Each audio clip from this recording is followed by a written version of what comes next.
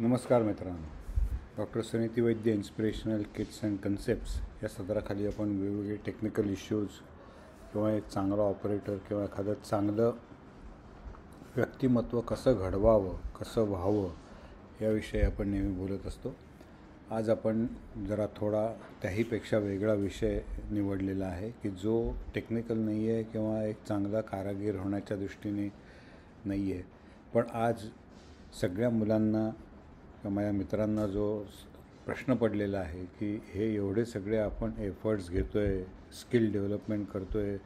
आता आपल्या जवळजवळ 20च्या वरती शाळा झाल्या आहेत की जिथे परमनंट सेटअप पुढच्या 3 ते 4 महिन्यात चालू होणार आहे. 6 शाळांमध्ये ऑलरेडी आहे आणि एकंदर शाळा आणि मुलांची संख्या हजारांवरती जायला लागली आहे. प्रत्येकाला एकच प्रश्न आहे की एवढ्या मोठ्या प्रमाणात आपण हे का करतो आहे आणि त्याचा फायदा काय होणार आहे. तर आपल्याला असं दिसतं आहे की आज ऑर्गनाईज सेक्टरमध्ये नोकऱ्या जास्त नाही आहेत. ज्यांना नोकरी मिळते आहे ती कॉन्ट्रॅक्टवरती टेम्पररी याच्यामध्ये नोकरी मिळते आहे. पण अशा काही स्कीम्स किंवा अशा काही घडण आपल्याकडे होत आहे की ज्याने काही पुढील 1 ते 2 वर्षात भविष्यकाळात आपल्याला चांगल्या प्रकारचे जॉब किंवा आपण एखादा स्वतंत्र व्यवसाय चालू करायचा जर प्रयत्न केला तर तो कसा करता येईल आणि त्यासाठी काही स्कीम्स आहेत का किंवा त्यासाठी आपला व्ह्यू काय आहे, का मोठ्या प्रमाणामध्ये आपण हे वाढवायचा प्रयत्न करतो आहे. 5वी ते 7वीच्या मुलांना हा प्रश्न पडत नाही. त्यांना जेव्हा आपण दाखवतो तेव्हा ते छान गंमत वाटते, बघतात, ते ऐकतात. वेगवेगळे स्किल्स किंवा वेगवेगळे कोर्सेस आपण त्यांना जेव्हा किट्स फॉर्ममध्ये दाखवतो, प्रॅक्टिकल करून दाखवतो, नुसती थेअरी शिकवत नाही, तेव्हा ते त्यांना खूप मजा येते आणखीन. पण 8वी ते 10वीच्या मुलांना जेव्हा आपण करायला देतो तेव्हा काही मुलांचा त्याच्यावरती हा संशय असतो की मी हे सगळं शिकतो आहे तर काय मी इलेक्ट्रिशियन, बिल्डर, प्लंबर असा होणार आहे का, मला याच्यातनं काही माझं भवितव्य पुढे मी आणू शकतो आणि कुठपर्यंत माझी मजल जाऊ शकते आणि असं किती मोठ्या प्रमाणामध्ये ही उपक्रम आपल्याकडे चालवलेला आहे. तर आपण ह्याच्यामध्ये थोडंसं विवेचनासारखं याच्यामध्ये बघणार आहोत आणि एक उहापोह करणार आहोत की आत्मनिर्भर भारत किंवा सेल्फ रिलायंट भारत, की जो आपल्या स्वतःच्या शक्तीवरती भारत कसा तयार करता येणार याच्यासाठी जे काही नियोजन केलेलं आहे, त्यासाठी जी काही मार्गदर्शन तत्त्व आपण इथे केलेली आहेत ती का तयार करायला लागली, का आज या जागतिक एक अशांतता सगळ्या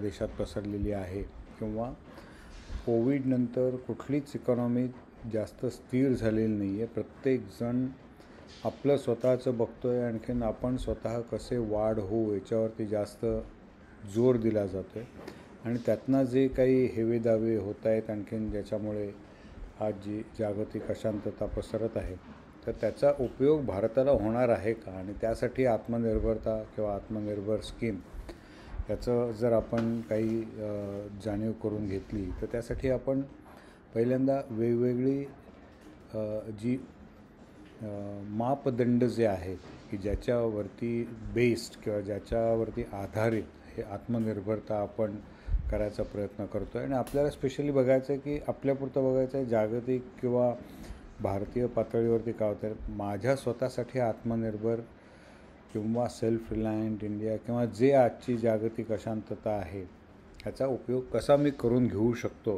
हे आपण जास्त करून या व्हिडिओमध्ये किंवा या प्रेझेंटेशनमध्ये बघणार आहोत. तर आपण आता पुढच्या स्लाईडवरती जाऊया. या इथे तुम्ही बघताय की अनेक देश या जगामध्ये आहेत. अनेक म्हणजे आपण बघतो आहे की या एका छोट्याशा स्लाईडवरती जर तुम्ही काउंट केलेत तर साधारण एक 100च्या आसपास दिसतील. जे देश बाकीचे आहेत त्याच्यापेक्षाही छोटे जे इथे आपल्याला दाखवता येत नाही आहेत ते आणखीन एक 100-150च्या आसपास असतील.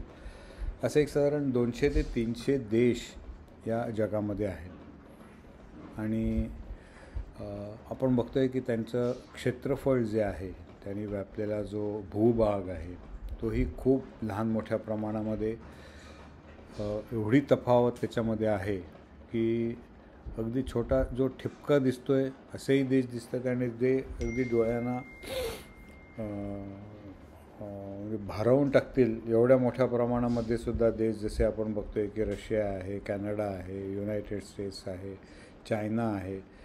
खूप खूप क्षेत्रफळाच्या दृष्टीने रशिया आपण बघाल तर सगळ्यात मोठ्यातला मोठा देश आहे. आता ह्याच्यात भारताचं आपण खूप मोठे नाही आहोत किंवा खूप छोटे पण नाही आहोत अगदी एका टिंबा एवढे, पण रशिया, कॅनडा, ग्रीनलंड यांच्यासारखे मोठे पण नाही आहोत, चायना यांच्यासारखे मोठे पण नाही आहोत. पण तरीसुद्धा आपण आज पॉप्युलेशनच्या संदर्भात जर बघितलं तर आपले खूप मोठं आहोत. आपण जगातली सगळ्यात मोठी म्हणजे जास्तीत जास्त लोक छोट्या छोट्या जागेत राहणारा जर देश असेल तर तो भारत आहे. आणि ते आपल्याला पुढच्या स्लाईडवरनं एक्झॅक्ट त्याचे आकडे तुम्हाला आपण बघूया. आता ह्या स्लाईडमध्ये आपण बघतोय की रशियाचं क्षेत्रफळ बघा, हे आपण जर इथे कॅल्क्युलेट केलं तर हे 1000 झाले, हे लाख झाले, म्हणजे 1,70,00,000 किंवा 1,71,00,000 स्क्वेअर किलोमीटर एवढं क्षेत्रफळ एकट्या रशियाचं आहे. आणि रशियाची जर तुम्ही पॉप्युलेशन जर बघाल तर ती आपल्या 1/3 आहे. आपली किती आहे? 140 कोटी, आणि त्यांची 1/3 असल्यामुळे ती 140च्या भागिले 3 म्हणजे साधारण 20 ते 30 लाख एवढी त्यांची पॉप्युलेशन.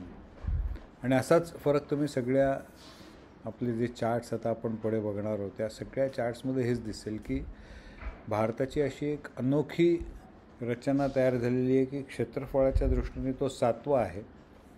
जसं इथे 170 लाख आणि या इथे 32 लाख. तर जवळजवळ असंच उलटं झालेलं आहे आपलं आणि रशियाचं, की आपले 140 कोटी लोकसंख्या आहे आणि रशियाची लोकसंख्या साधारण 30 ते 32 कोटी. आता आपण या इथे आपल्या ह्याच्यात झाकलं गेलं आहे ते, पण तशी येते ती.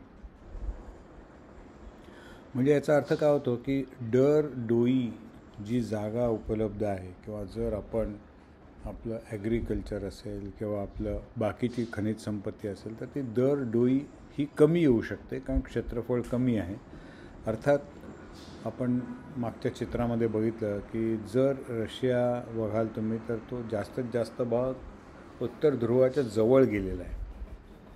कॅनडाचाही तसंच आहे, ग्रीनलँडही तसंच आहे. आणि त्यामुळे तिथे इतकं बर्फाच्छादित तो प्रदेश असतो की वर्षाचे 2 ते 3 महिनेच सूर्यप्रकाश असतो. तिकडे तुम्ही जाऊन राहू शकता, काम करू शकता. बाकी ती जरी जमीन असली तरी ती कामाची नाही आहे.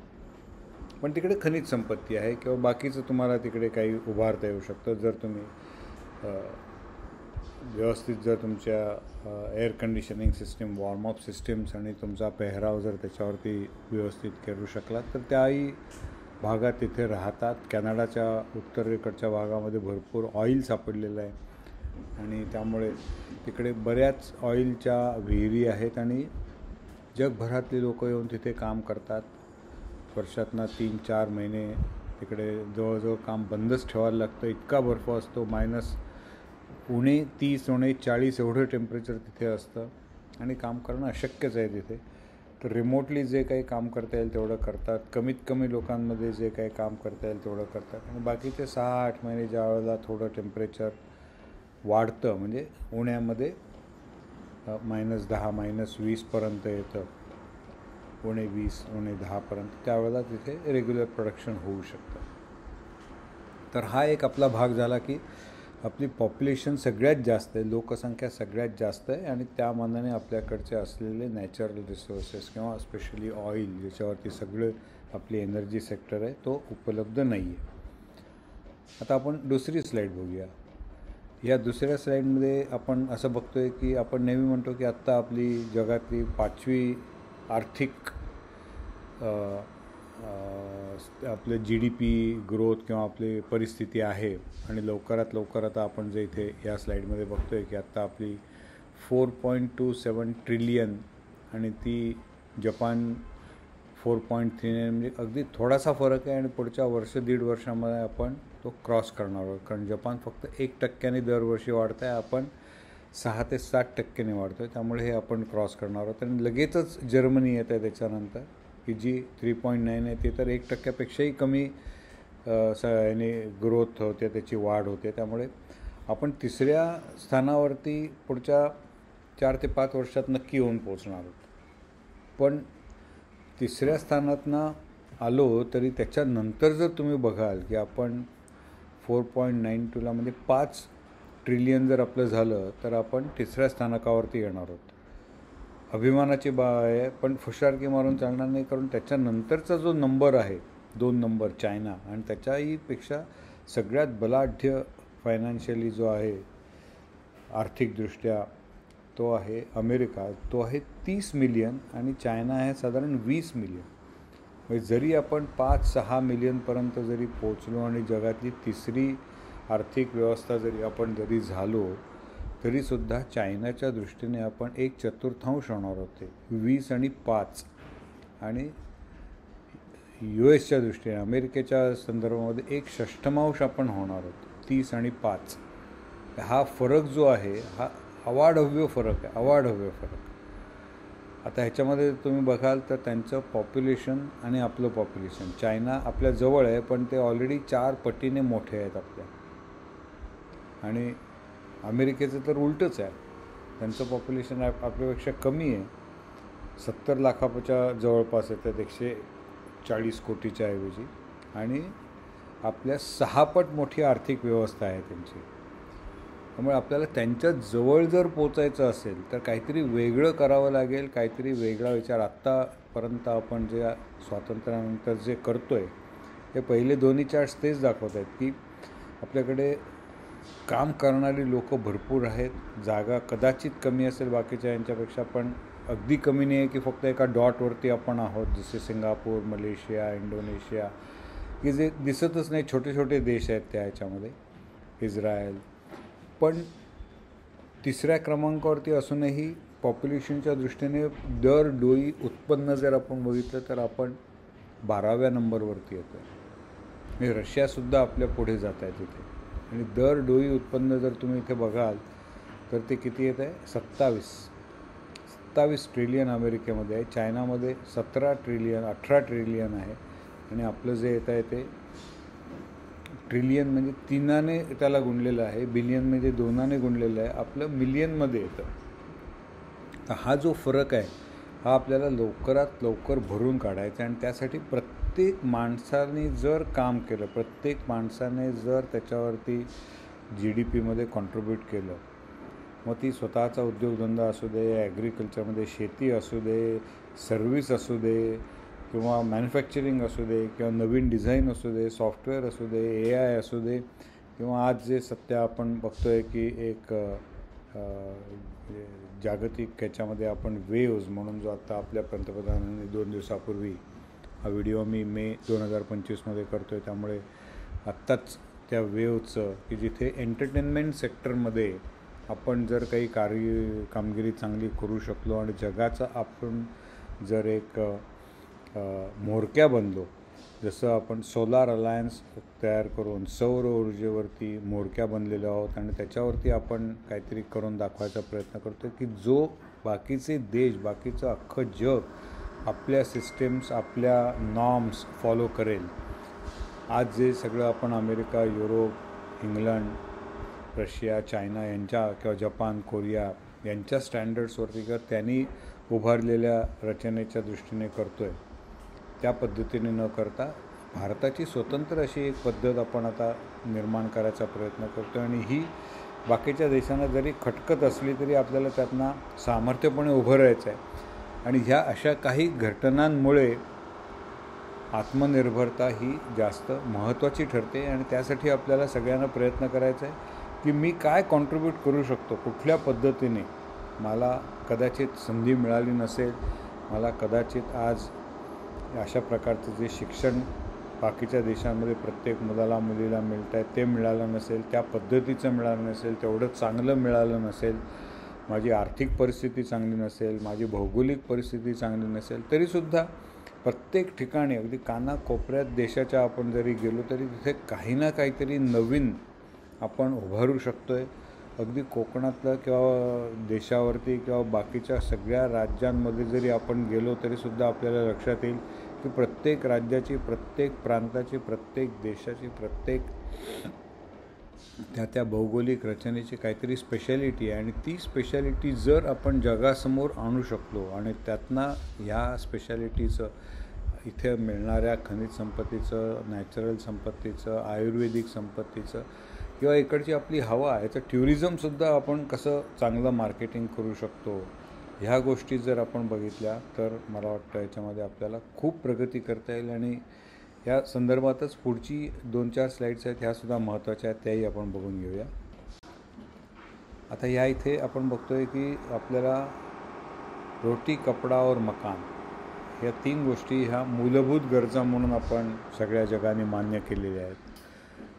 तर रोटी, फूड सिक्युरिटी, किती लोकांना आपल्याकडे आज व्यवस्थित अगदी 4 ठाव नको पण निदान सकाळचे न्याहारी जेवण आणि रात्रीचं जेवण या किती लोकांना चांगल्या पद्धतीने मिळत आहेत की ज्या त्यांचं भूक जी आहे ती भागवत आहेत. आणि जर माणूस भुकेलेला असेल तर त्याला त्याच्यातनं विचार करता येत नाही, त्यापेक्षा तो जास्त चांगलं काम करू शकत नाही. अशा वेळेला आपल्याला जर हे करायचं असेल तर प्रत्येकाची भूक ही भागवायलाच पाहिजे. त्याला अगदी फार आलिशान घर नको पण निदान स्वतःचे एक खोली तरी चांगली असायला पाहिजे, जी साफ स्वच्छ, की तिकडे तो हक्काने त्याला जेव्हा पाहिजे तेव्हा तो आराम करू शकेल, त्याला पाहिजे ते त्याच्या स्वतःच्या घरामध्ये तो करू शकेल आणि कोणावरती त्याची डिपेंडन्सी राहणार नाही. आणि अंगावरती परिधान करायला त्याला कमीत कमी जे काय 2, 4, 5 वस्त्र लागतात आपल्याला, ती आपल्याला मिळायला पाहिजे. त्यामुळे रोटी, कपडा, मकान ह्या संदर्भात जर आपण बघितलं तर भारत 66व्या नंबरवरती हेल्थकेअरवरती, आपण जे आपलं आरोग्य रचना जी म्हणतो त्या ह्याच्यावरती येतो आहे. आणि सिक्युरिटी, फूड सिक्युरिटीमध्ये सुद्धा आपलं असंच खूप काही वरचा नंबर नाही आहे. आपण 10व्या नंबरवरती येतो आहे फूड सिक्युरिटीमध्ये. आणि ह्या दोघांचं मिश्रण जर आपण केलं तर त्याच्यावरनं हॅपीनेस इंडेक्स जो येतो की इकडची लोक सुखी आहेत का. जर लोक सुखी नसतील, संतुष्ट नसतील तर मारामारी होते, जे काही रिसोर्सेस मिळतात, जे काय मिळतं त्याची हाणामारी होते, त्याच्यावरती आपण ओढाताण करतो, त्या गोष्टी ग्रॅब करायचा प्रयत्न करतो. दुसऱ्यापेक्षा आपण स्वतः जास्त केंद्रित होतो, आणखीन दुसऱ्याचं काही होऊ दे, आपण तरी आपलं खाऊन पिऊन घ्यावं असं आपण करतो. आणि त्यामुळे कुठल्याच या इंडेक्समध्ये नाही, आपण दर 2 वर्षानंतर ह्या रँकिंगमध्ये वरती जातो आहे, पण खूप खाली होत, आपण खूप खाली होतो. जर आपण जगातली 3री किंवा 5वी आर्थिक परिस्थिती असेल तर कुठलाही माणूस आपल्या इथे भुके मरता कामा नये, किंवा ज्याला घर नाही असं असता कामा नये, किंवा त्याला स्वच्छतेसाठी ज्या लागणाऱ्या सुविधा आहेत, पाणी आहे किंवा शौचालय आहेत, ही न मिळणं हे म्हणजे मानवजातीला आपण कलंक लावतो आहे अशा पद्धतीने आपल्याला इथे बघायला पाहिजे. आणि ह्या एका विषयावरती आत्मनिर्भरतेमध्ये जर आपण काम केलं आणि प्रत्येकाला घर दिलं, जे काय आपल्याला घर बांधता येईल ते लो कॉस्ट घर, आपल्याकडचा बांबू असू दे, शेण असू दे, कसं बांधता येईल, पत्रे असू दे, काही आपण करूया तिकडे, पण प्रत्येकाला घर द्यायचा प्रयत्न करूया. असं अन्नधान्य उगवूया जे आपल्याला करता येईल त्या तिथे.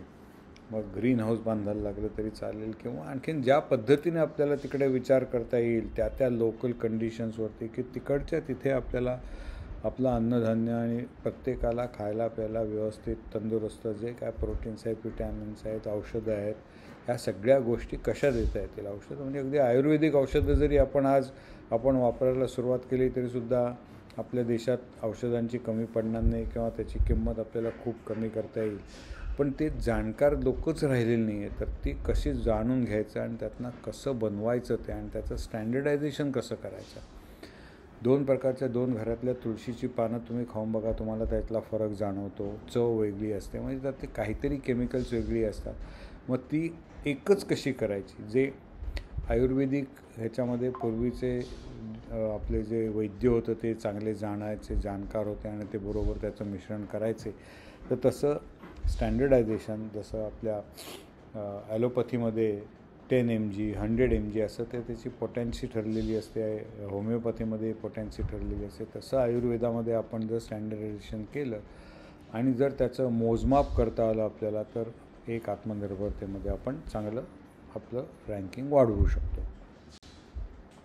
आता हे सगळं जर करायचं असेल तर आपल्याला 2 गोष्टींवरती भर द्यावा लागतो. एक तर सगळे साक्षर पाहिजेत.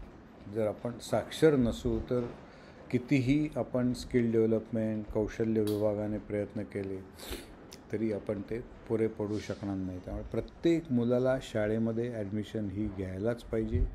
कमीत कमी 5वी ते 10वीपर्यंत त्यांनी शिकलंच पाहिजे. त्याला जे काय शिकायला आवडेल ते, अगदी तो गणितात नापास झाला, इंग्लिशमध्ये नापास झाला, कदाचित 1-2 पिढ्या जिथपर्यंत गणित इंग्लिश त्या फॅमिलीमध्ये त्या त्यांच्या समाजामध्ये ते रुजत नाही तिथपर्यंत आपल्याला हा थोडासा त्रास करता येईल. आणि प्रत्येकाने गणित आणि सायन्स आणि इंग्लिश शिकलंच पाहिजे असं काही नाही. जे त्याला पाहिजे ते त्यांनी शिकावं, त्यातनं त्याने त्या स्वतःचा उद्योगधंदा तो चालू करता यायला पाहिजे किंवा त्याला त्याच्यापासून नोकरी मिळाली पाहिजे आणि त्यांनी काहीतरी GDPमध्ये कॉन्ट्रीब्यूट करायला पाहिजे. हे जर आपण ठरवलं तर त्यासाठी पहिल्यांदा आपल्याला लिटरसी, आणि हा जो आपण उपक्रम घेतलेला आहे तो त्यासाठीच आहे की जी मुलं शाळेत जात आहेत त्या मुलांना जर आपण आज चांगलं वोकेशनल ट्रेनिंग दिलं, हाताने काम करायची संधी दिली, एक्सपिरियन्स दिला, स्किल दिलं, नुसतं नॉलेज देऊन फायदा नाही, नॉलेजबरोबर स्किलही द्यायला पाहिजे. आणि हे सगळं करताना त्याची ॲटिट्यूडही आपल्याला बघायला पाहिजे की नॉलेज, स्किल आणि ॲटिट्यूड या 3 गोष्टी KSA जर आपण चांगलं ठेवले, आपली वृत्ती चांगली पाहिजे. आपल्याकडे वृत्ती आज चलता है वृत्ती आहे, जे मिळतं आहे ते ओरबडून घ्यायची वृत्ती आहे, दुसऱ्याचं काय होईल याच्यावरती आपण जास्त लक्ष देत नाही. तर अशा गोष्टींपासून आपल्याला जर आपण स्वतःला प्रवृत्त केलं आणि सगळ्यांना मिळून टीमवर्क आणि सगळ्यांना सामावून कसं आपल्याला आपली जडणघडण आणखीन भारताला पुढे घेऊन जाता येईल हे बघायचं आहे. आणि ते जर झालं तर मग आपण जे आज म्हणतो की 140 कोटी लोक आहेत, पण प्रत्येकाची पर्चेसिंग पॉवर एका दिवसाला बरेचसे लोक आहेत ते त्यांचं अन्न वस्त्र निवारा ह्याच्यावरतीच एक 40-50 किंवा अगदी 100 रुपयापर्यंत त्यांचा खर्च होतो. आणि त्याच्यावरती जो बाकीचे गरजा ज्या आता आज आधुनिक युगामध्ये येत आहेत त्यासाठी एक 100-200 रुपये आपण देतो आहे. पण हेच जर आपण आज दर दिवशी जर आपली खर्च करण्याची ताकद ही 100-150 रुपयापासनं जर 400-500 रुपयापर्यंत वाढवली किंवा 1000 रुपयापर्यंत जर वाढवली तर जो फरक आपल्याला कळेल की जागतिक बाजारपेठेवरती लक्ष न करता आपली डोमेस्टिक बाजारपेठच एवढी मोठी करूया आणि प्रत्येकाच्या हातात पैसा देऊया की ज्यांनी सगळ्यांचीच एक प्रगती होऊ शकते. आणि तो पैसा जो आहे तो एकीकडे न राहता गोल फिरत राहतो की शेतकऱ्याने कमवलं की तो त्याचं अन्नधान्य विकतो, त्याचं अन्नधान्य विकलं की त्याच्यावरती काहीतरी प्रोसेसिंग चालू होतं, मग त्या गव्हाचं पीठ बनतं, पिठाचं रोटी बनते, पिझ्झा बनतो किंवा बाकी काय आणखीन बनतं. आणि असं करत तो पुढे जातो. मग त्याला काही आजार झाला तर तो हॉस्पिटलमध्ये जातो, त्याला काही सर्व्हिस लागली तर तो सर्व्हिससाठी जातो. आणि हा सतत पैसा जरासा गोलगोल फिरत राहिला तर आपले उत्पन्न दरडोई वाढेल. आणि जे आज आपण भारत 6-7% वाढतो त्याच्याऐवजी तो 10-12% जाईल. लवकरात लवकर आपण चायनाच्या जवळ तरी याचा प्रयत्न करायला पाहिजे. आणि अगदी चायनाची बरोबरी करायलाच पाहिजे असं नाही आहे. चायनाचे जे डेटा आहे तो किती खरा आहे हे आपल्याला माहिती नाही. आपण विचार करूया की 140 कोटीच्या ऐवजी 160 कोटी जर आपली जर आज लोकसंख्या झाली आणि एवढंच उत्पन्न जर राहिलं किंवा ह्याच पद्धतीने वाढत राहिलं तर दरडोई उत्पन्न आपलं कमी होणार आहे. आणि म्हणून लोकसंख्येवरती नियंत्रण तर आपल्याला ठेवायचं आहेच, पण त्याचबरोबर प्रत्येक माणसाला काम देऊन प्रत्येक माणसाकडनं काहीतरी ह्या GDPमध्ये कॉन्ट्रीब्यूट करायला आपण कसं तयार करायचं आणि ह्याचा विचार ह्या आत्मनिर्भर स्कीममध्ये केलेला आहे. त्याला जोड म्हणून NEP जी आपली नवीन एज्युकेशन पॉलिसी जी आहे ती पण ह्याच्यामध्ये आपण समाविष्ट करून घेतलेली आहे. आणि हे सगळं आता ओहापोह आपण पुढच्या स्लाईडमध्ये करणार आहोत. आता आत्मनिर्भर अभियान म्हणजे ह्याच्यामध्ये काय काय आहे, तर एक म्हणजे स्थानिक उत्पादनांना बळकट करा. आज जे आपण सगळं उत्पादन जे करतो आहे भारतामध्ये, याची घडणजडण जी आहे, याची डेव्हलपमेंट जी आहे, ही कुठेतरी बाहेरच्या देशात झालेली आहे. ती आपण त्याची टेक्नॉलॉजी आणतो आहे किंवा रिव्हर्स इंजिनिअरिंग करतो आहे किंवा ते त्यांनी कसं केलं हे जाणून घेऊन आपण ते डेव्हलप करायचा प्रयत्न करतो. पण आपण आपल्या स्वतःचं प्रॉडक्ट किंवा आपण आपल्या स्वतःची आज एक प्रणाली तयार केलेली नाही आहे. आणि ती सगळ्यात महत्त्वाची आत्मनिर्भरमध्ये आहे की जे जे स्थानिक आहे, आज आपल्या घराच्या जवळ जे काय तयार होत आहे, हळद असू दे किंवा तुळस असू दे, जास्वंद असू दे, नाचणी असू दे, ज्वारी, बाजरी, जे जे काय आपल्याकडे जी काय फळं होत आहेत, त्या प्रत्येक फळांमध्ये काही ना काहीतरी महत्त्वाचं आपल्याकडे आहे. आणि म्हणूनच देवाने ती त्या त्या प्रदेशामध्ये तयार करायचं आपोआप नैसर्गिक त्याला प्रोत्साहन दिलेलं आहे आणि तिकडे ती लागवड झालेली आहे. तर असं करत करत आपण जर स्थानिक उत्पन्नांना हे केलं, लोकल जेवढं आपण करू, आणि आपले पंतप्रधानांनी त्यासाठी म्हणतातच की वोकल फॉर लोकल. आपल्या लोकल जे आहे, स्थानिक उत्पादनं आहेत, त्यांना जास्तीत जास्त तुम्ही प्रचिती द्या किंवा त्यांची जास्तीत जास्त त्यांचे पाठराखण करा. सेवा पुरवठांनी देशात स्वावलंबनाची भावना वाढवावी. सर्व्हिस प्रोव्हायडर्स, आज हॉस्पिटल्समध्ये आपल्याला लोकं लागत आहेत, बँकांमध्ये लोकं लागत आहेत, मॉल्समध्ये लागत आहेत, सगळ्या ठिकाणी, अगदी मेट्रो असू दे, ट्रेन असू दे, बस असू दे, ट्रान्सपोर्ट, सगळ्या ठिकाणी ह्या ज्या आपण सेवा प्रोव्हाइड करतो. देशामध्ये फक्त 200 विमानं 10 वर्षापूर्वी होती, आज ती 2000च्या आसपास आल्या आहेत. म्हणजे किती मोठ्या प्रमाणामध्ये सेवा आपण लोकांना पुरवतो आहे. तर त्यासाठी स्वावलंबन, आता ही सगळी विमानं आपण इथेच आपली गॅरेजेस आहेत का, मेंटेन करतो आहे का, तर नाही करत आहोत. तर ती गॅरेजेस करायची गरज आहे.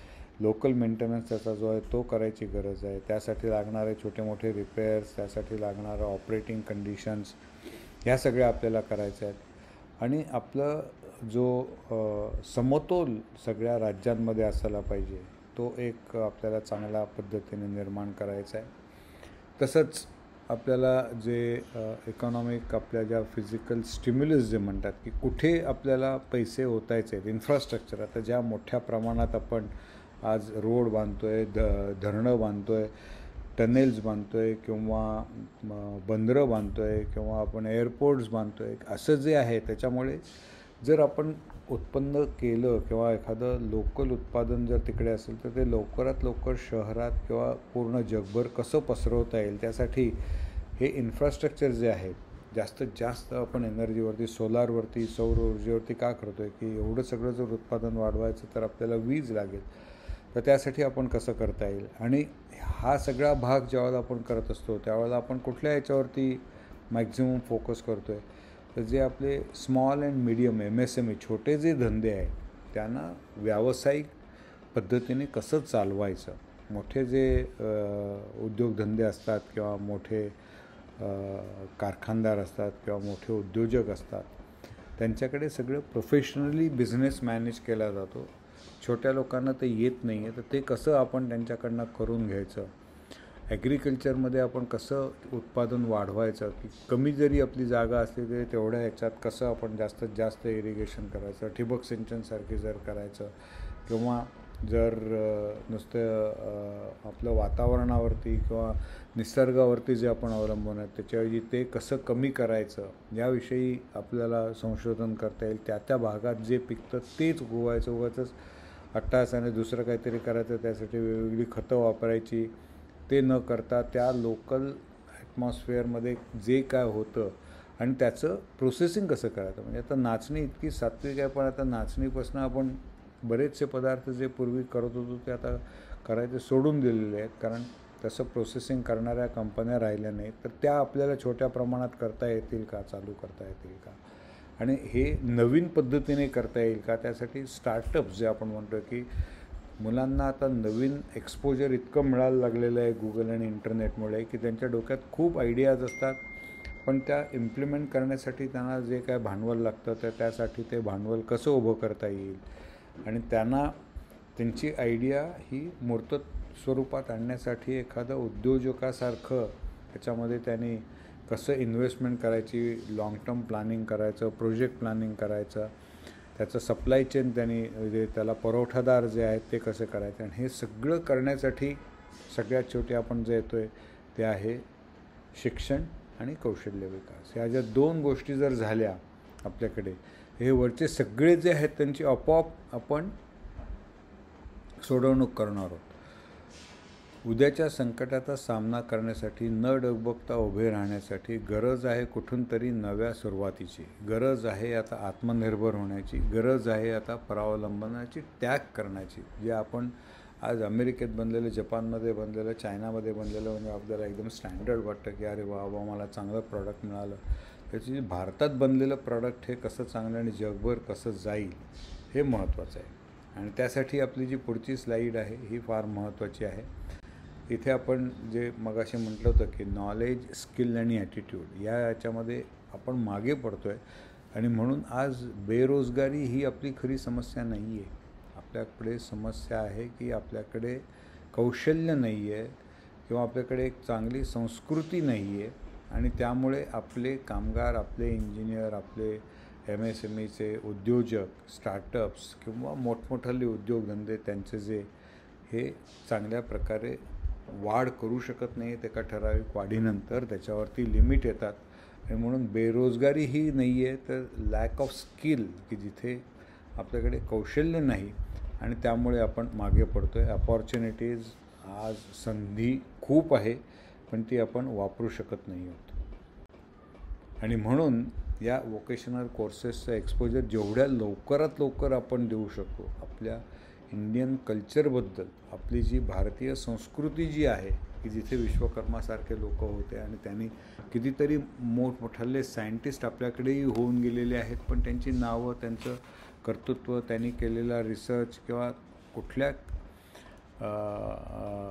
कंडिशन्समध्ये त्यांनी तो केला होता इतक्या वर्षापूर्वी, आणि तो सगळा व्यवस्थित डॉक्युमेंटेशन त्याचं व्यवस्थित कुठेतरी लिहून न ठेवल्यामुळे आज जे आपण फक्त ते संस्कृत श्लोकामध्ये अडकून पडलेलं आहे ते बाहेर येऊन सगळ्यांना समजेल अशा पद्धतीने जर आपण मुलांपर्यंत पोचवलं आणि त्याची जर ओळख करून दिली आणि त्याबरोबर त्यांना स्वतःला हाताने काम करून बघता येईल अशी जर संधी दिली तर मला वाटतं आपण या आत्मनिर्भर स्कीममध्ये जास्त चांगल्या पद्धतीने काम करू शकू. आता बघा या इथे किती सुंदर सुंदर व्हिडिओज आहेत, ते तुम्हाला लिंक दाखवले ह्याच्यामध्ये आहे. Behind you all your memories, before you all your dreams, around you all who love you, within you all you need. किती सुंदर एक रचना केलेली आहे वाक्याची. आणि आपण म्हणतोय की कितीतरी इनोव्हेशन्स आपल्याला करता येणार आहेत, कितीतरी चांगल्या लिंक्स यूट्यूबवरती आज अवेलेबल आहेत की त्याने मुलांना प्रोत्साहित करता येईल, मुलांना इग्नाईट करता येईल. जसं डॉक्टर कलाम नेहमी सांगायचे की igniting young minds is my challenge, की लहान मुलांच्यात मी कसं आग लावू, त्यांना कसं प्रज्वलित करू की ज्याने ते विचार करतील. आणि जे आज सगळं फक्त आपण एक परावलंबी असल्यासारखं जे ऐकून घेतो आणि करतो त्याप्रमाणे, त्याच्याऐवजी काहीतरी वेगळ्या पद्धतीने आपण आपलं काम करू शकू, हे मला वाटतं आपल्याला जाणून घ्यायची खूप गरज आहे. बघा आता किती पद्धतीने आपण कामं आपल्याला करायचे आहेत. आणि जर एकमेकाला सहाय्य केलं, एकानेच करायच्याऐवजी जर आपण Ever wondered what Geppetto's workshop would look like today? Well, this guy is making it real, turning simple wood into mesmerizing moving sculptures.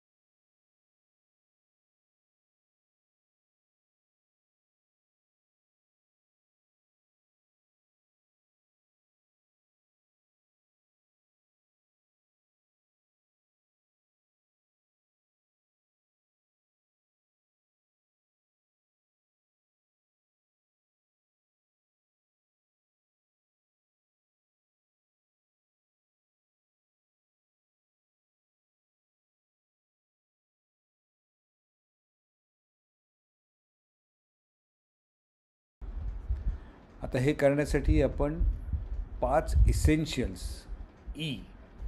की प्रत्येकाला एक्सपोजर मिळालं पाहिजे.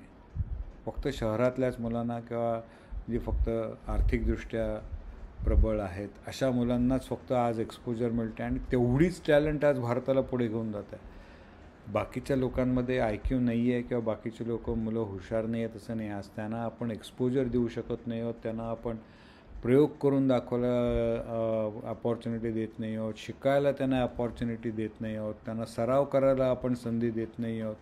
ITIs वगैरे जे आहेत तिकडे कितीही मोठा ITI चांगला ITI असू दे, तर ह्या ITIमध्ये आपण थिअरी चांगली शिकवतो आहे, नॉलेज देतो आहे, पण स्किल देत नाही आहोत.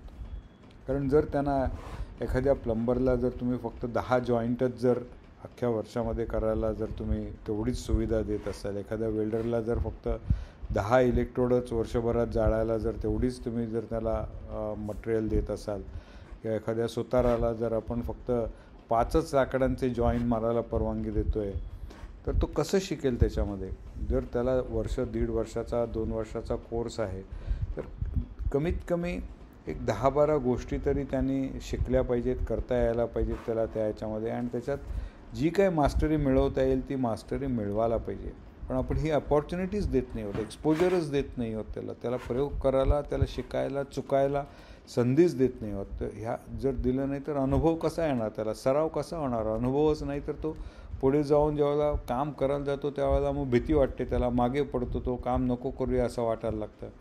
पण त्याच्याऐवजी हे करण्यासाठी एम्पॉवरमेंट, सशक्तीकरण जर करायचं असेल, कौशल्य हे फार महत्त्वाचं आहे. कौशल्य जर त्याला आपण दिलं तर त्यासाठी अनुभव महत्त्वाचा आहे, त्यासाठी भरपूर सराव महत्त्वाचा आहे. भरपूर सराव केल्यानंतरच आपण कौशल्य होतो. कोणीही मोठा क्रिकेटर किंवा संगीतकार किंवा गायक होऊ शकत नाही, त्याला रियाज करावा लागतो, प्रॅक्टिस करावी लागते. आणि प्रत्येक गोष्टीमध्ये तसंच आहे. जर रोजच्या रोज एखाद्या माणसाने ते काम जर व्यवस्थित केलं नाही तर तो त्याच्यामधलं कौशल्य तो जाणूच शकत नाही. तो 4 गोष्टी केल्या, 100 वेळेला केल्या तरच त्याला त्यातलं बारकावे समजतात, आणि जेव्हा बारकावे समजतात त्यावेळेला त्याच्यामध्ये कौशल्य येतं, आणि तेव्हाच तो त्याच्यामध्ये काहीतरी स्वतःचं डोकं वापरून नवीन गोष्टींमध्ये त्याच्यावरती परिणाम करू शकतो. आता ह्या ज्या गोष्टी आहेत ह्या जगातल्या सर्वात मोठ्या वैज्ञानिक वेळ गणना प्रणाली आहे की किती मोठ्या प्रमाणामध्ये ज्यावेळेला कॉम्प्युटर्स नव्हते, ज्यावेळेला जगाची पूर्ण माहिती झालेली नव्हती, ज्यावेळेला भूगोल, फिजिक्स, भौतिकशास्त्र ह्याची पूर्ण माहिती नव्हतं, त्यावेळेलासुद्धा आपल्या लोकांनी विचार करून आपल्या एका टाईम स्केलचं जे आपण म्हणतो की सेकंद, मिनिट ह्याची रचना करून ती आज काही थोड्याशा फरकाने फक्त चुकली आहे. ज्यावेळेला आपण आता ॲडव्हान्स टेक्नॉलॉजी वापरून त्याचं मेजरमेंट चांगलं करू शकतो आहे त्यावेळेला आपल्याला लक्षात येत आहे. पण हे नसतानासुद्धा लोकांनी करत होते. तर तीच काळाची गरज आहे आणि त्या पद्धतीचाच भारत आज पुन्हा होणं आपल्याला गरज असल्यामुळे आत्मनिर्भरतेवरती आपण जास्त भर देतो आहे. आता 21व्या शतकात काय काय स्किल्स आपल्याला करावे लागणार आहेत, तर एक तर टेक्नॉलॉजी आणि इनोव्हेशन ओरिएंटेड ग्रोथ हे आपल्याला बघायला लागणार आहे. म्हणजे जे आपण शिकतो आहे त्या शिकण्यामध्ये आपण चांगल्या पद्धतीने नवीनता कशी आणूया, नवीन उपक्रम कसे त्याच्यामध्ये आपण घेऊन येऊ शकतो आहे, आणि इंडियामधली भारतामध्ये बनलेली इनोव्हेशन, भारतामध्ये दुसऱ्याने केलेलं कॉपी करण्यात काही फारसं मोठं प्रभुत्व अशातला भाग नाही. आपण नेहमी त्याचे गुलामच असल्यासारखं असतो. तर आपण स्वतः कसं निर्माण करता येईल हे आपल्याला बघायचं आहे. देशांतर्गत प्रारंभ करा, स्टार्ट विथ डोमेस्टिक, अंतर्गत आपण करायचं, पण करताना असं करायचं की ते जागतिक व्यापारपेठेतसुद्धा आपलं त्याचं नाव करू शकू किंवा ते मान्यता मिळू शकेल अशा पद्धतीचा विचार व्हायला पाहिजे. फक्त आपल्यापुरतं मर्यादित न करता जगासाठी जे केलं तर त्याच्यातनं खूप मोठ्या प्रमाणात आपण आज उत्पादन मिळवू शकू.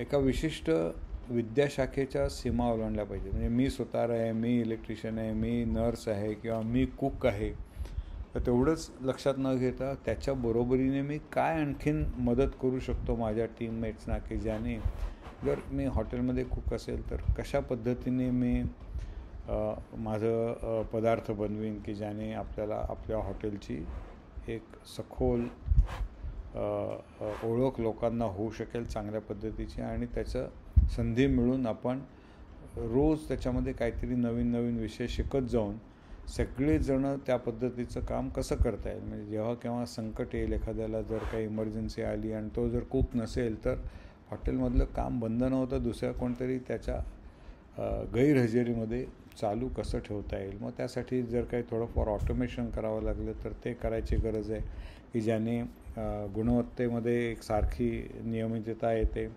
प्रोडक्शन जास्त चांगल्या मोठ्या प्रमाणात होतं, स्वस्त होतं. तर मग जर काळाची गरज असेल तर तिथे ऑटोमेशन करायचं.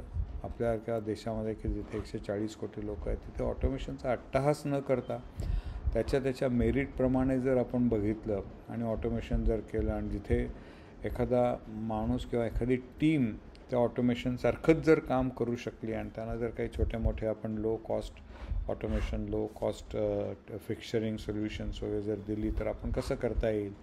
आणि वेगवेगळे शोध लावायला पाहिजेत. वेगवेगळ्या गोष्टींचं आपल्याला फंडामेंटल आपले जे आहेत हे वीक असल्यामुळे आपण शोध लावण्यामध्ये मागे पडतो आहे. तर त्यावरती आपल्याला भर द्यायला पाहिजे. बेसिक जे युनिव्हर्सिटीजमधनं कॉलेजमधनं होत आहे त्याचं वापर त्या बेसिक टेक्नॉलॉजीचा किंवा बेसिक अंडरस्टँडिंगचा प्रोसेस, टेक्नॉलॉजी, प्रॉडक्ट डेव्हलपमेंटमध्ये कसं करता येईल. आणि सेम टाईम शैक्षणिक क्षेत्रामध्ये बेसिक फंडामेंटल डेव्हलपमेंट आपण कशी करता येईल. इंडस्ट्रीच्या व्हिजिट्स या इंजिनिअरिंग कॉलेजमध्ये, डिप्लोमा कॉलेजमध्ये किंवा डॉक्टरांना कसं असतं की त्यांचं कॉलेजेस जे असतं ते हॉस्पिटलशी अटॅच्ड असतं, तर तसं ॲकॅडमिक इन्स्टिट्यूशन्स इंजिनिअरिंगच्या ज्या आहेत ह्या इंडस्ट्रीला अटॅच का नाही आहेत. तसंच CA असू दे, कुठलाही कोर्स असू दे तो, की त्या इंडस्ट्रीमध्ये शेवटी जेव्हा जाणार होत आहे. कृषी विद्यापीठ आहे तर त्याच्या बाजूला खूप मोठं शेत असायला पाहिजे की जिथे एखाद्या मोठ्या शेतात कशा पद्धतीने काम होतं हे त्या कृषी विद्यापीठातल्या अधिकाऱ्याला, कृषी विद्यापीठातल्या इंजिनियरला, कृषी विद्यापीठातल्या प्रोफेसर्सना सगळ्यांना ते कळलं पाहिजे. त्यामुळे जवळपास इंडस्ट्री आणि त्याचं अंडरस्टँडिंग चांगलं असणं, त्याच्या गरजा चांगल्या समजून घेणं हे आपल्याला एक फार महत्त्वाचं आहे.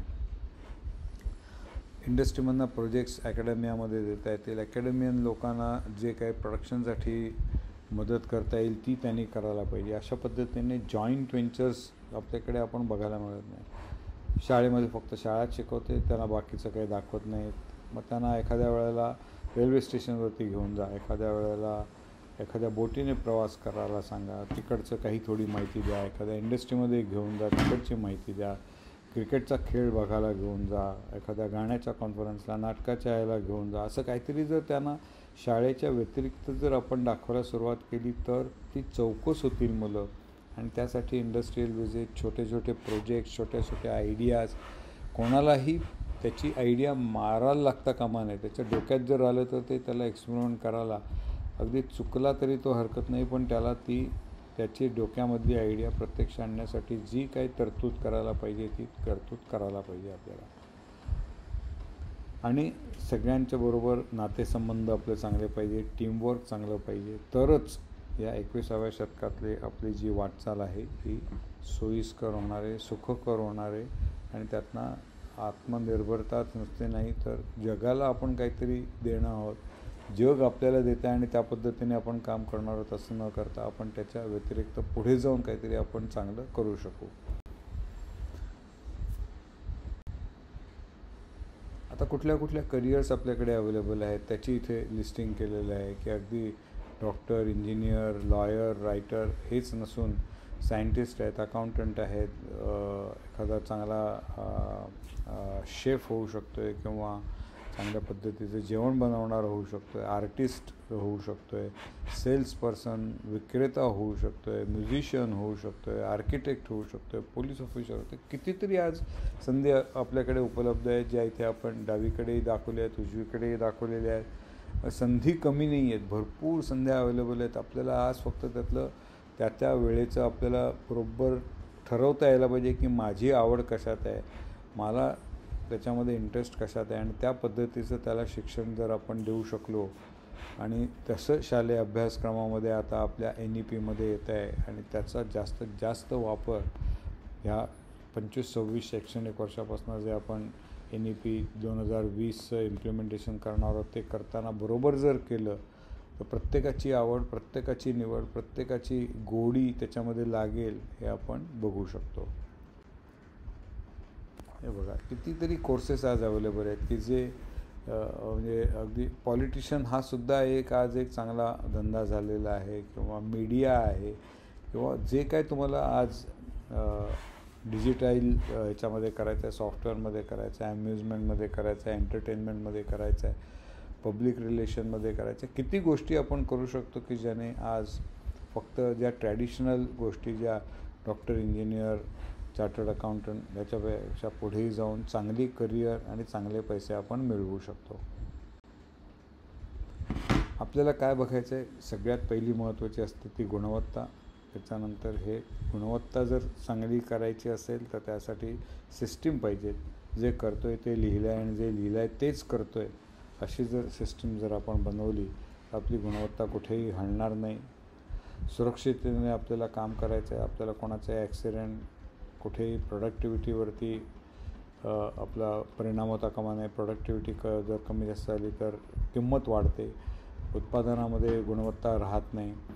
आणि म्हणून स्किल डेव्हलपमेंट आपण बघितलं, टीमवर्क बघितलं, ऑटोमेशन बघितलं, नवीन ज्या कौशल्याच्या ज्या अपॉर्च्युनिटीज 3D प्रिंटिंग आहे किंवा जे काही नवीन रिसर्च होतं आणि ज्या नवीन पद्धतीने आपण आज एक आपलं स्वतःचं ठरवतो आहे त्या पद्धतीने जर करायचं असेल तर कसं करायचं, जगभर जर पुरवायचं तर लॉजिस्टिक्स आपल्याला पाहिजे की कुठून कसं स्वस्तातल्या स्वस्तात आपण माल नेऊ शकतो, आणू शकतो, त्याचं पॅकिंग करू शकतो, एन्व्हायरमेंटल कसं आपण आपलं पर्यावरण कसं जपू शकतो, वर्कस्टेशन्स कशी चांगल्या पद्धतीने करता येतील, असे कितीतरी गोष्टी आपल्याला याच्यामध्ये करायचं आहे. आणि हे सगळं करण्यासाठी आपली वर्तणूक किंवा आपलं वर्तन हे चांगलं असण्यासाठी काही 17 आपण एक नियम तयार करतो आहे आणि ते पुढच्या स्लाईडमध्ये आपण बघूया. आता हे सगळे नियम काही मी इथे वाचत नाही, ही स्लाईड इथे अवेलेबल आहे.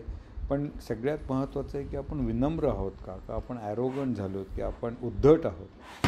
आपल्याला जे येत आहे, जेवढं आपलं स्किल वाढतं आहे, जेवढं आपलं नॉलेज वाढतं आहे तेवढे उद्धटपणा वाढतो, असा एक म्हणजे ठोकताळा आहे. पण तो त्याच्या पुढे जाऊन आपल्याला आपलं योगासारखे काही आपण हे करून उपक्रम राबवून आपण आपल्या मनावरती कंट्रोल आणू शकू का, असे हे चांगले बिहेवियर किंवा वर्तन चांगलं कसं ठेवायचं यासाठी आपण इथे 17 नियम आपण दाखवलेले आहेत. काय करायचं ते की आपण लिडरशिप पाहिजे की पटकन कोणी पुढे उभं राहून आपल्याकडे म्होरक्या म्हणून तयार होत नाही आणि मग सगळेजण त्याच्यावरती विचार करायला लागतात. नक्की विचार करायला पाहिजे, पण शेवटी कोणतरी एकाने डिसिजन घेऊन फायनली जे बहुतांश लोक सांगत आहेत मेजॉरिटीने ते ठरवून आपण त्याच्यावरती काम करायला पाहिजे. प्रायोरिटी कशाला द्यायची तर आपल्याला म्हणजे प्राधान्य कशाला द्यायचं हे आपल्याला बघायला पाहिजे. स्वतःची जबाबदारी काय आहे, दुसऱ्यांच्या जबाबदारी काय आहेत, प्रत्येकाने कशावरती लक्ष केंद्रित करायला पाहिजे. अगदी प्रत्येकाला बारकावे आपण सांगायला पाहिजेत का एकाच माणसाने, एका ढोबळ पद्धतीने आपण प्लॅनिंग करायचं आणि प्रत्येकाने आपापल्या स्वतःसाठी व्यवस्थित आपलं प्लॅनिंग करायचं आणि त्याप्रमाणे आपलं कार्य करत राहायचं. अशा पद्धतीने आपण हे 17 नियम इथे वापरण्याचा प्रयत्न करणार आहोत.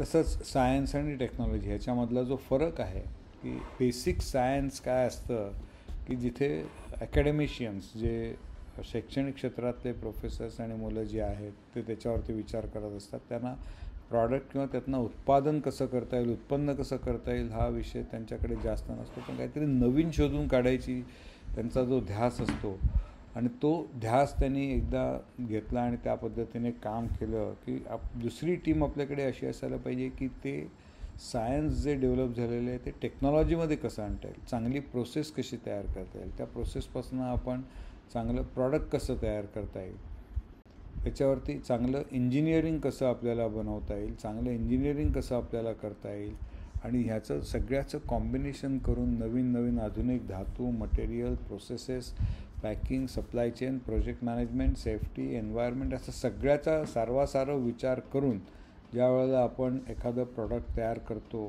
त्यावेळेला आपण सक्सेसफुल होऊ शकतो आणि होतो. आणि हे आपल्याला नवीन नाही आहे. आपल्याकडे हा सगळा विचार 1000 वर्षापूर्वी 2000 वर्षापूर्वी भारतामध्ये आपण चांगल्या पद्धतीने करत होतो. आताच आपण त्याच्यापासून फारकत होतो आणि सायन्स आपण जवळजवळ विसरायला सुरुवात केलेली आहे. टेक्नॉलॉजी विसरतो आहे. आपण कोणाकडनं तरी आणतो दुसऱ्या देशातनं किंवा दुसरं कोणतरी सांगतं त्याप्रमाणे करतो. पण आपल्या स्वतःच्याकडे जी केपेबिलिटी होती, जी आपण पुढच्या स्लाईडमध्ये बघणार आहोत, ती पुन्हा कशी आणता येईल आणि त्यावरती आत्मनिर्भरता आपली पूर्ण अवलंबून आहे. आता इथे आपण बघतो की खगोलशास्त्रासाठी आर्यभट्ट आता आपल्याकडे त्या लेवलचा त्या पद्धतीचा शास्त्रज्ञ का तयार होऊ शकत नाही आहेत. ज्योतिषशास्त्राचे आहे ते वराहमिहीर हे आपल्याकडे होते.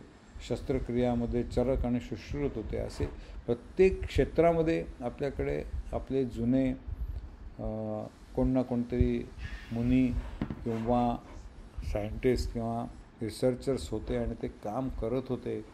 पण आज अशी उदाहरणं आपल्याकडे नाही आहेत आणि ही उदाहरणं लवकरात लवकर जिथपर्यंत आपण तयार करत नाही आणि त्यासाठी आपल्याला खूप मोठ्या प्रमाणामध्ये स्किल डेव्हलपमेंट, कौशल्य विभाग हा फार महत्त्वाचा ठरणार आहे. आणखीन काही उदाहरणं आपण या स्लाईडमध्ये इथे बघतो आहे की कसं करायचं की आपण विश्वकर्मांना आपण विसरतो आहे का की इंडस्ट्रियलायझेशन करण्यासाठी आपल्याकडे जुगाड ही एक इतकी चांगली संस्कृती होती, पण त्याला सायंटिफिक बेस आपण कधी देऊ शकलो नाही. इतक्या नवीन नवीन चांगली आयडिया की कसंही करून त्यावेळेला ते काम पूर्ण करायचं ही आपली जी ख्याती आहे भारतीयांची. पण ते करताना आपण कदाचित काही शॉर्टकट घेतले असतील, पण तेच जर सायंटिफिकली विचार केला, टेक्नॉलॉजीच्या पद्धतीने विचार केला आणि ह्या जुगाडला जर आपण एक चांगलं स्वरूप दिलं, त्याला चांगला बॅकअप दिला, तर असे कितीतरी मोठमोठ्या गोष्टी आपल्या इथे होऊ शकतील. आणि हा जो काही आता गेल्या 5-6 स्लाईड्समधला जो फरक आहे तो आपण पुढच्या स्लाईडमध्ये जाणून घ्यायचा प्रयत्न करणार आहोत. आता बघा, आपल्याला माहिती आहे की पाण्यामध्ये जर आपण विजेचा करंट सोडला, पॉझिटिव्ह निगेटिव्ह त्याच्यामध्ये सोडलं, तर त्याचं पृथक्करण होतं पाण्याचं आणि त्याच्यापासून 2 गॅस तयार होतात. एका याच्यावरती ॲनोडवरती एक गॅस तयार होतो, ऑक्सिजनवरती दुसरा गॅस तयार होतो. हे आपल्या शास्त्रज्ञांनी शोधून काढलं. पण ते करताना त्या ठिकाणी काय काय परिणाम होतो त्याच्यावरती, तर जिथे कॅथोड असतो तिथे डिपॉझिशन होतं, ॲनोड असतो तिथे इलेक्ट्रो पॉलिशिंग म्हणजे मटेरियल सिलेक्टिव्हली फक्त काढता येतं आणि मग त्याचा वापर करून इलेक्ट्रो पॉलिशिंगसारखी टेक्नॉलॉजी डेव्हलप झाली. आणि जी आज आपण मानवनिर्मित फायबर किंवा मानवनिर्मित धागा जो आहे, गोंद आहे किंवा गंज आपल्याला येत असेल तर त्याच्यासाठी संरक्षण करणाऱ्या पद्धती आहेत, ह्या तयार झालेल्या आहेत की जे प्रॉडक्ट फॉर्ममध्ये आपण वापरू शकतो आहे. आणि ते जर fabrication, electro polishing, material science, inspection असं जर एकत्र जर आपण केलं तर आपण एक चांगलं प्रॉडक्ट किंवा चांगली टेक्नॉलॉजी त्यातनं बनवू शकतो. आणि असंच आपण वेगवेगळ्या की काचमध्ये जर ठेवली वेगवेगळ्या शेपची, तर त्याच्यापासून जो येणारी किरणं आहेत ती आपण एका परावर्तित करू शकतो वेगवेगळ्या पद्धतीने. आणि त्याचा वापर सूक्ष्म गोष्ट आहे ती मोठी बघायला किंवा मोठी गोष्ट आहे ती छोटी करायला, कॉन्सन्ट्रेट करायला आपण करू शकतो. असेच सगळे जे बेसिक सायन्समधले जे नियम इथे डावीकडे दिले तर ते आपण बघत होतो, सायन्समधले नियम. तर आता आपण या इथे अभ्यास प्रणाली आपली जी आहे तर ती बघत होतो की कसे आपल्याला अभ्यास प्रणालीवरती आणता येईल आणि काय करता येईल. आणि त्यासाठी फर्स्ट इयरला काय शिकायला पाहिजे, सेकंड इयरला काय शिकायला पाहिजे, थर्ड इयरला काय शिकायला पाहिजे, किंवा प्रत्येक सेमिस्टरमध्ये काय शिकता येईल, MSME, स्टार्टअप्स, इंडस्ट्री, आणखीन इंजिनिअरिंग कॉलेजेस, मेडिकल कॉलेजेस, बाकीची प्रोफेशनल कॉलेजेस हे कशी आपल्याला एकमेकांमध्ये ताळमेळ त्यांचा ठेवता येईल हे आपल्याला बघायचं आहे. आता आपल्याकडे स्टेक होल्डर्स कोण कोण आहेत तर ते आपल्याला बघायला पाहिजेत की मुलं आहेत, कस्टमर्स आहेत, फॅकल्टी आहे आणि एक आपली सोसायटी आहे. या प्रत्येकाचं आपल्याला काळजी घ्यायला पाहिजे. आणि इतके दिवस आपण नोन ह्या गोष्टीवरती जास्त करत होतो किंवा नोन किंवा अननोन. आपल्याला एखादी प्रोसेस माहिती आहे टेक्नॉलॉजी, पण ती त्याचं डिटेलिंग माहिती नाही, ते शोधण्याचा प्रयत्न करत होतो. किंवा आपल्याला टेक्नॉलॉजी माहिती आहे पण त्यातनं प्रॉडक्ट काय आहे तो माहिती नव्हता, ते प्रॉडक्ट बनवायचा प्रयत्न करतो आहे. पण आज सगळं जे जग जे जात आहे हे नोन अननोनच्या पुढे जाऊन अननोन की जे आत्तापर्यंत विचारच कोणी केलेला नाही आहे, अशा ठिकाणी जर आपल्याला पोचायचं असेल तर आत्मनिर्भरतेसारखी दुसरी चांगली संकल्पना मला वाटतं आपण आणू शकत नाही आहोत. आणि त्यासाठी आत्मनिर्भरता, नवीन एज्युकेशन पॉलिसी हे महत्त्वाची आहे की त्याच्यात अननोनवरती जास्त फोकस केला जाईल, की जे आपल्याला आपल्या कुठे वाचनात नाही, गुगलवरती काही दाखवू शकत नाही आहे, असा विचार आपल्याला ज्या वेळेला करता येईल आणि त्या विचारावरती आपण ज्या वेळेला संशोधन करू शकू आणि त्या संशोधनातून एखादा प्रॉडक्ट किंवा प्रोसेस किंवा टेक्नॉलॉजी किंवा सायन्स डेव्हलप करू, त्यावेळेला मला वाटतं आपण खरं आज आपलं सक्सेस त्याच्यावरती घेऊ शकतो आहे. आता पुढच्या ज्या स्लाईड्स आहेत त्या आपण काही डिटेलमध्ये बघणार नाही आहोत, पण ह्या स्लाईडमध्ये तुम्ही बघताय की आता रामनवमी, की रामायणातनं महाभारतातनं आपल्याला काय शिकता येईल, कितीतरी मोठ्या प्रमाणात हे लिहून ठेवलेलं आहे. पण आपण आज कुठल्या तरी हार्वर्ड आणखीन बाकीच्या युनिव्हर्सिटीजमध्ये शिकलेलं आहे तेच ग्राह्य मानतो किंवा तेच मोजमाप आपण ठरवलेलं आहे. पण आपल्याकडे जी टेक्नॉलॉजी होती, आपल्याकडे जे सायन्स होतं, आपल्याकडे जो त्याचं ज्ञान होतं, ते ज्ञान आपण विसरतो आहे. आणि ते ज्ञान कसं आणता येईल त्यासाठी रामनवमीच्या जन्मोत्सवाच्या वेळेला आपण एक त्याचं विवेचन केलेलं होतं. तसंच आपण विवेचन केलं होतं की इंडियन रिलिजियस कल्चर ह्याचा वापर आपण कसा करता येईल, की आपले जे महाभारत किंवा वेद किंवा गीता ह्याच्यातनं आपल्याला काय शिकता येईल, ह्याच्यामध्ये जे काय मॅनेजमेंटची तंत्र, प्रोजेक्ट मॅनेजमेंटची तंत्र, रिसर्च कसा करावा, मुलांना शिकवावं कसं, डॉक्युमेंटेशन कसं करावं, इतक्या चांगल्या पद्धतीने दिलेलं आहे त्याच्यामध्ये. आपल्याला जगातल्या दुसऱ्या कुठल्याही देशाचं जाऊन कॉपी करायची गरज नाही किंवा त्यांच्या मागे लागून त्यांच्याकडनं ते घ्यायची गरज नाही, अट्टास करायची गरज नाही आहे. हे आपण ह्या स्लाईड्समध्ये बघितलेलं आहे. सावकाशाने तुम्ही ते वाचा. प्रेझेंटेशन आपल्याकडे अवेलेबल आहे.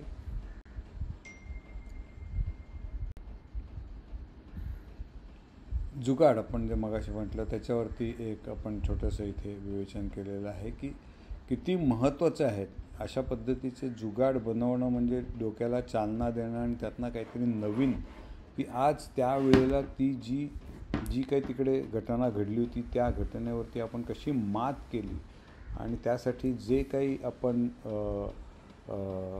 आयडियाज केल्या होत्या किंवा संशोधन केलं होतं त्यातल्या 10पैकी एक जर ही आयडिया आपण सायंटिफिकली बॅकअप देऊन जर ती मूर्त स्वरूपात कायमस्वरूपी आणली तर हे जुगाड किंवा नवीन विचार करायच्या ज्या आपल्या प्रवृत्ती जी आहे ही डेव्हलप होईल. स्टार्टअप्स त्यातनं बरेच निर्माण होतील, नवीन प्रोडक्ट्स आपल्याकडे चांगल्या पद्धतीने आपण करू शकू.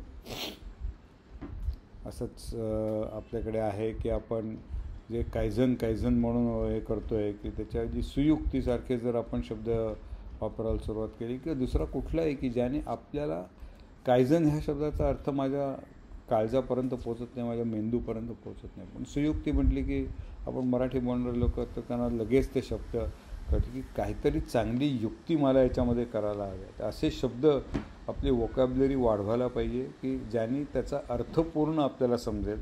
आणि ज्यावेळेला अर्थ समजतो त्यावेळेला आपली चालना डोक्यामध्ये आपोआप मिळायला लागते आणि त्यातनं चांगलं काहीतरी निर्माण होईल. आत्मनिर्भरतेमध्ये या गोष्टींना आपल्याला खूप जोर द्यायचा आहे, त्यावरती संशोधन करायचं आहे, त्यावरती आपण जाणून घ्यायचं आहे. अशाच आपले काही चांगले फेसबुकवरती शेअर केलेले आहेत व्हिडिओज, तर ते जरूर बघा. आणि आत्तापर्यंत तुम्ही हे सगळं ऐकून घेतलं आणि तुम्हाला याच्यावरती जर काही सजेशन्स असतील किंवा आपण जर काही याच्यावरती दुसरं मार्गदर्शन करता येणं शक्य असेल तर ते जरूर करा. प्रत्येकाने ह्याविषयी काहीतरी बोललं पाहिजे. कसं ते आपल्याला इंटरेस्टिंग करता येईल, मनोरंजक करता येईल याच्यासाठी आपल्याला बघायला पाहिजे. प्रत्येक लोकल हे कसं वापर करता येईल, तिकडचं स्थानिक ज्या गोष्टी आहेत त्या कशा करता येतील यासाठी आपण त्याच्यावरती अधोरेखित करायला पाहिजे आणि ते मुद्दे चांगल्या पद्धतीने मांडता यायला पाहिजेत. असं जर केलं तर मला वाटतं आत्मनिर्भरता ही फार दूर नाही आहे आणि एकदा आपण सेल्फ रिलायंट झालो, आपली स्वतःचं डोकं चालवायला सुरुवात केली की आपण आज जे जगाच्या मागे 2 ते 20 वर्ष आहोत वेगवेगळ्या क्षेत्रामध्ये. काही क्षेत्रात आपण खूप ॲडव्हान्समेंट केली आहे. सॉफ्टवेअर आहे, स्पेस आहे, इथे आपण 2, 3, 5 वर्ष जगाच्या मागे आहोत. पण अजूनही बऱ्याचशा क्षेत्रामध्ये आपण जगाच्या ॲव्हरेज जर आपण स्लाईड जर बघितली तर ती 15 ते 20 वर्ष मागे आहोत. हा 15-20 वर्ष मागासलेपणा जो आपल्यामध्ये अजूनही आहे, प्रत्येकाला राहायला घर आहे, त्यासाठी काय काय नवीन गोष्टी करता येतील. प्रत्येकाला खायला पाहिजे, प्रत्येकाला वस्त्र पाहिजे, प्रत्येकाला शाळा पाहिजे, प्रत्येकाला शिकायला, सराव करायला, जे त्याची आवड आहे त्यासाठी काय काय उपलब्ध करता येईल एवढ्या कितीतरी गोष्टी आपल्याला करायच्या आहेत. आणि त्या एक दरवर्षी प्लॅनिंग करून जर आपण केल्या तर आत्मनिर्भरतेवरती आपण खूप मदार ठेवलेली आपली. आणि हेच आज सगळ्या जगाला भारताची प्रगती टोचते आहे, बोचते आहे. तर ती टोचू दे, बोचू दे. आपलं ध्येय हटता कामा नये. कितीही बाकीची आपल्यावरती संकटं आली तरी त्या संकटातनं आपल्याला त्यांना सामोरं जायचं आहे, तोंड द्यायचं आहे आणि आत्मनिर्भरता सक्सेसफुल करायचं आहे. पुन्हा एकदा डॉक्टर सुनीत वैद्य इन्स्पिरेशनल किट्स अँड कन्सेप्ट्स धन्यवाद. आणि असेच आपण नवीन व्हिडिओज करत राहू, बोलत राहू, चर्चेत करत राहू आणि एक समाज परिवर्तन करण्यासाठी लवकरात लवकर आपलं कॉन्ट्रीब्युशन, योगदान देऊ. धन्यवाद.